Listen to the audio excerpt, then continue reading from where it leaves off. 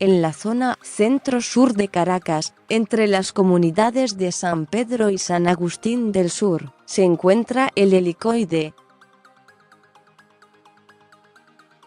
un edificio que nació como un icono arquitectónico y terminó convertido en el centro de detención y torturas más temido del régimen de Nicolás Maduro.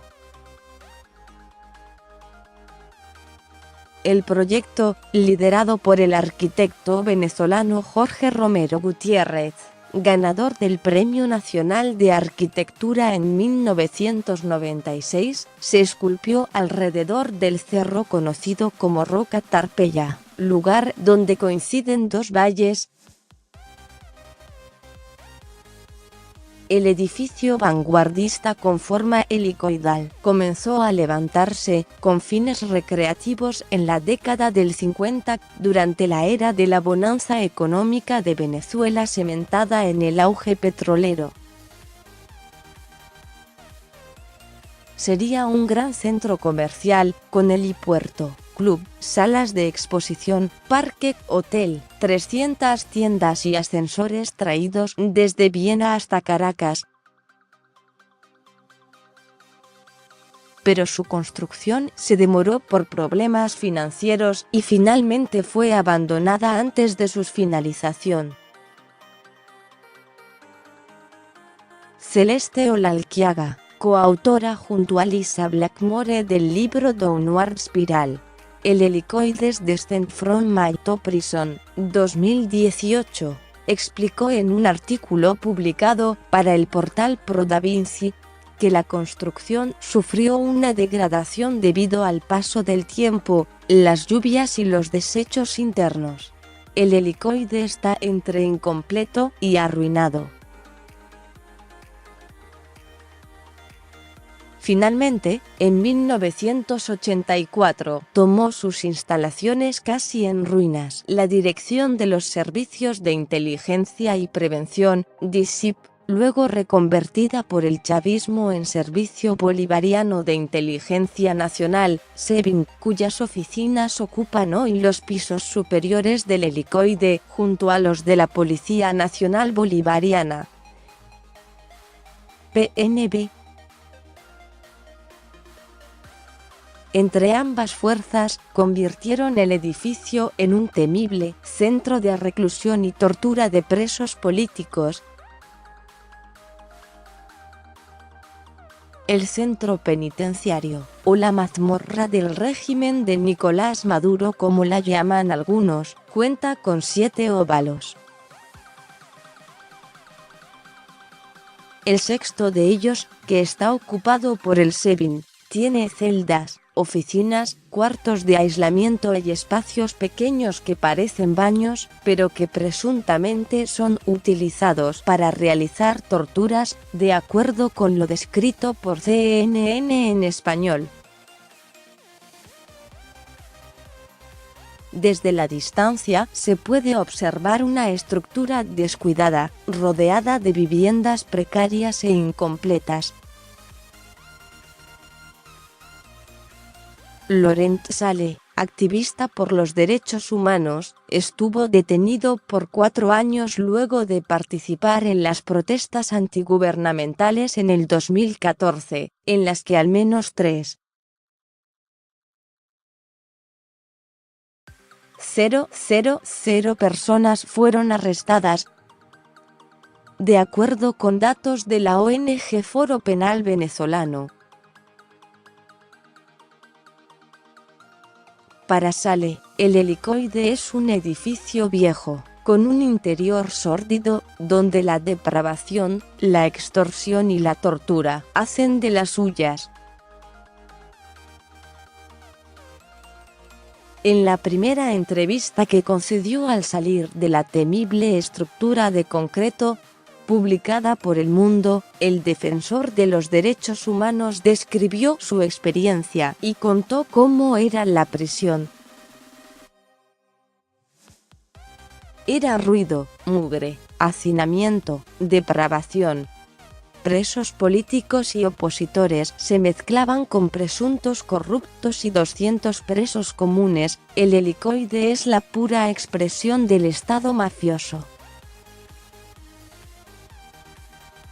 Ahí reina la extorsión, sobre todo económica, a niveles que nadie es capaz de imaginar, señaló Saleh, Premio Sájarov 2017. En esta cárcel, el terror no solo abriga a los venezolanos extranjeros como Joshua Holt, un misionero mormón de origen estadounidense, también sufrió tras las paredes de El Helicoide. Holt fue detenido el 30 de junio de 2016 junto a su esposa, Tamara Caleño, una ecuatoriana nacionalizada venezolana. A la pareja se le acusó de posesión ilícita de un arma de guerra y, semanas después de su detención, las autoridades venezolanas dijeron que la vivienda de Holt y Caleño era utilizada como un centro de almacenamiento de armas y explosivos con fines terroristas. 2 años después, Holt y Caleño fueron liberados. Y el estadounidense logró contar las vejaciones por las que él y su esposa tuvieron que pasar durante su detención. Una diminuta celda, sin inodoro y con una litera, fue el lugar en el que estuvo Joshua durante su estadía en la cárcel venezolana, aquella que describió como lo más cercano al infierno. Tenía que defecar en papel de periódico en el suelo y orinar en una botella. El hedor era insoportable, describió el misionero para Al Daily Mail. Holt sufrió de bronquitis, sarna, cálculos renales y hemorroides. No recibió atención médica, solo una inyección con analgésicos. Mientras tanto, su esposa era torturada para obligarla a firmar una confesión en su contra.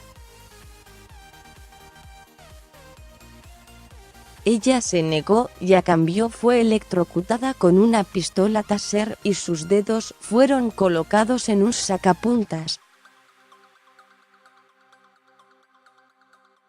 Querían que firmara una confesión de que Josh era parte de un plan de espionaje que dirigió un equipo de la CIA enviado para socavar al gobierno venezolano, que había matado gente. Solo lloré y me negué, relató la venezolana. El descontento se hizo voz entre el 16 y el 18 de mayo del año 2018. Se llevó a cabo el primer motín dentro de las instalaciones del helicoide. Varios vídeos fueron difundidos desde el penal, pero uno de estos activó las alarmas.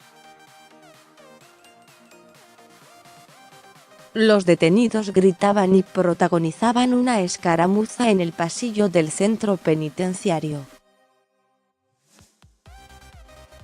Un reo rompía un bombillo de luz con un palo, y otro de ellos reventaba el candado de su celda con una mancuerna. Las condiciones infrahumanas que se viven en el lugar habían llevado a los presos políticos y a los detenidos comunes a unir fuerzas. La golpiza que había recibido Grigori Sanabria, un estudiante de ingeniería del estado Táchira, fue el detonante. Los golpes le ocasionaron una fisura en el cráneo, fractura en la nariz y contusiones. Sanabria quedó casi irreconocible. Las imágenes que rodaban en las redes sociales mostraban a una persona diferente. Su cara estaba hinchada y, parte de ella, morada. Su ojo izquierdo se veía cerrado y su nariz estaba torcida producto de los golpes. Un segundo vídeo se viralizó. Estaba protagonizado por Joshua Holt, el exalcalde de San Cristóbal Daniel Ceballos y los activistas Loren Sale y Gabriel Valles. Más de 300 encarcelados tomaron la sede en lo que calificaron como una protesta pacífica. Sus peticiones eran claras: libertad para los presos políticos, acceso a la justicia para los reclusos que denunciaban retardo procesal y que, para aquel entonces, contaban con boleta de excarcelación. También exigían la presencia del fiscal general del país para que velara por los derechos de los reos que allí se encontraban. Meses más tarde, se presentó una situación similar. El 9 de julio de ese mismo año, hubo un segundo motín. Esta vez, lo que impulsó la disputa penitenciaria fue el hecho de que los reos tenían 55 días en aislamiento. No se les permitía visita de familiares ni abogados. Los detenidos quitaron las rejas de las celdas. Rechazaban las violaciones de sus derechos, la ausencia de asistencia médica y el incumplimiento de las boletas de excarcelación de algunos compañeros. Los sobrevivientes de El Helicoide, la sede del SEBIN, es conocida por ser el destino de dirigentes políticos, periodistas y activistas secuestrados de sus casas en plena noche, ciudadanos de a pie detenidos en las manifestaciones contra el gobierno, pero también llegan allí criminales comunes. Muchas veces, sus familiares pasan días sin saber cuál fue su destino, hasta que se enteran de que los llevaron al temido Helicoide. Uno de los casos recientes de gran repercusión internacional fue el del periodista Luis Carlos Díaz, detenido el pasado 11 de marzo y acusado de participar de la planificación del apagón que mantuvo sin luz a la mayor parte del país durante más de 6 días. Tras una enorme presión internacional, Díaz fue liberado tras un día de torturas en Helicoide. Aunque permanece bajo libertad condicional, no puede participarse en manifestaciones y debe presentarse cada 8 días ante el juzgado. Su caso recordó al de otro periodista sin tanta fortuna, el alemán Willi Six, quien estuvo detenido 4 meses allí, acusado de espionaje, rebelión y de violar zonas de seguridad.